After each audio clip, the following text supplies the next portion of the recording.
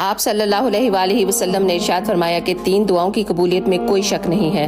پہلا مظلوم کی دعا، دوسرا مسافر کی دعا اور تیسرا والد کی اپنی اولاد کے حق میں دعا۔ جب اللہ سبحانہ و تعالیٰ کسی بندے سے محبت فرماتے ہیں تو اسے نرم مزاج بنا دیتے ہیں۔ آپ نے ارشاد فرمایا ایک وقت ایسا آئے گا کہ جب لوگ نیکی پر شرم اور گناہ پر فخر کریں گے۔ بلا شبہ تم میں سے مجھے سب سے زیادہ محبوب وہ ہے جس کے تم میں سے ہلاک سب سے اچھے ہیں۔ جو شخص اصول تعلیم پر 1 گھنٹہ کی ذلت برداشت نہیں کر سکتا وہ ہمیشہ کی ذلت میں پڑا رہتا ہے۔ دوسروں کے بارے میں اچھا گمان رکھنا بھی بہترین عبادت ہے، اور لوگوں پر ایک زمانہ ایسا آئے گا کہ انسان کوئی بھی پرواہ نہیں کرے گا کہ جو اس نے مال حاصل کیا ہے حرام سے ہے یا پھر حلال سے۔